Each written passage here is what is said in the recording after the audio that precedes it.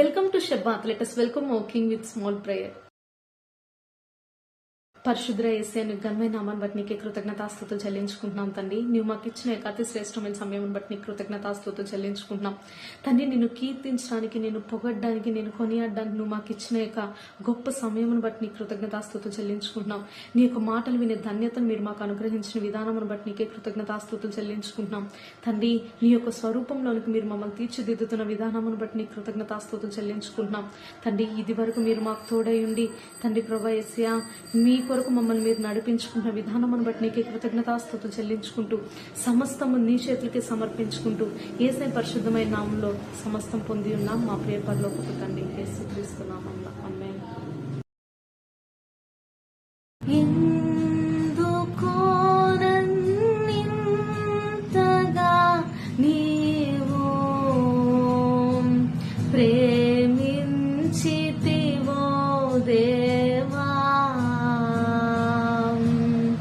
అందుకో నా దీన స్తుతి పాత్ర, హల్లెలూయా యేసయ్యా, హల్లెలూయా యేసయ్యా. నా పాపము బాపా నరరూపివైనావు,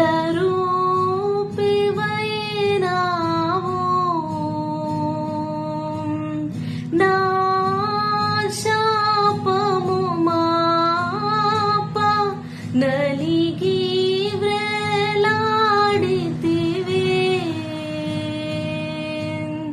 నాకు చాలిన దేవుడవు నీవే, నా స్థానములో నీవే, హల్లెలూయా యేసయ్యా. నీ పోలికలోనే నివసించమన్నావు,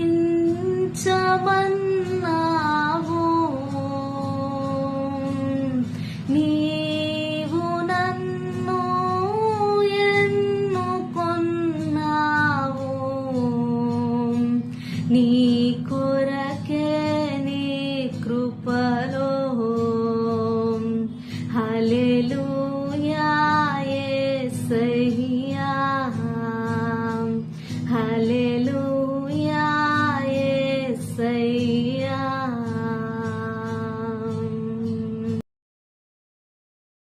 ప్రైజ్ ది లార్డ్. ఈ రోజు దేవుడు మనతో ఏం మాట్లాడుతున్నాడంటే మత్తయి సువార్త 18వ అధ్యాయం 4వ వచనం. యేసు తనకు సంభవింపబోవునవన్నీ ఎరిగిన వాడే. ఏం మాట్లాడుతున్నాడంటే యేసయ్యకు సమస్తం తెలిసిన విషయాన్ని మనకు తెలియపరుస్తున్నాడు. యేసయ్య ఈ యొక్క లోకానికి వచ్చే ముందు ఆయన ముందు 2 ఉంచబడ్డాయి. ఒకటి ఏంటనంటే ఆయన పరలోక రాజ్యంలో సంతోషంగా ఉండడం, రెండవది ఆయన యొక్క భూపైకి మన కోసం వచ్చి మన నిమిత్తమై శ్రమపడ్డం. ఆయన ఆ యొక్క సంతోషంగా ఉండే ఆ యొక్క దాన్ని ఎన్నుకోలేదు, కానీ మన కొరకు సమస్తమును వదిలిపెట్టి మన కొరకు బాధను అనుభవించడానికి ఆయన సిద్ధపడ్డాడు. ఇటువంటి గొప్ప ప్రేమని దేవుడు మన పట్ల కనపరిచి ఉన్నాడు. మన యొక్క జీవితంలో మనం చూసినట్లయితే మన ముందు 2 ఆప్షన్స్ ఉన్నట్లయితే మనము ఏది ఎన్నుకుంటామంటే ఏది మనకి ఈజియెస్ట్ గా అనిపిస్తుంది, ఏది సులభంగా మనకు అనిపిస్తుంది, నొప్పి లేకుండా ఏది ఉంటుంది అనే దాన్ని మన యొక్క జీవితంలో మనం ఎన్నుకుంటాం. దేవుడు మన యొక్క స్థానం తీసుకొని ఆయన యొక్క స్థానం మనకు అనుగ్రహించారు. మనకు పరలోక రాజ్యం ఇవ్వడం కోసం ఆయన ఎంతగానో బాధింపబడ్డాడు, ఎంతగానో హింసింపబడ్డాడు, ఎంతగానో అపహసింపబడ్డాడు. ఆయన మన కొరకు మరణించారు. దేవుని యొక్క మరణం మనల్ని పరిశుద్ధులుగా చేసింది. కాబట్టి దేవుడు మనకిచ్చిన యొక్క పరిశుద్ధతను మనం ఎలా కాపాడుకోవాలంటే అన్ని అయినా మన యొక్క జీవితంలో మనం వదులుకొనేయాలి, కానీ దేవుడు మనకిచ్చిన పరిశుద్ధతను మనం వదులుకోకూడదు. పరిశుద్ధత అనేది మన యొక్క జీవితంలో ఎంపిక కాదు అనే విషయాన్ని మనం ఎప్పుడూ గుర్తుంచుకోవాలి. అదే విధంగా పరిశుద్ధత ద్వారా వచ్చే ఫలితాలు ఈ యొక్క లోకంలో మనం చూడమని పరలోకమందే ఆ యొక్క పరిశుద్ధతకు ఫలితాన్ని మనం చూస్తామనే విషయాన్ని మన యొక్క జీవితంలో మనం గుర్తుంచుకోవాలి. కాబట్టి దేవుడు మనకిచ్చిన జీవితాన్ని ఆయన మహిమార్థమే మనం జీవిద్దాం. ఆమేన్. జీవింతునునే జీవింతును నీకై జీవించునా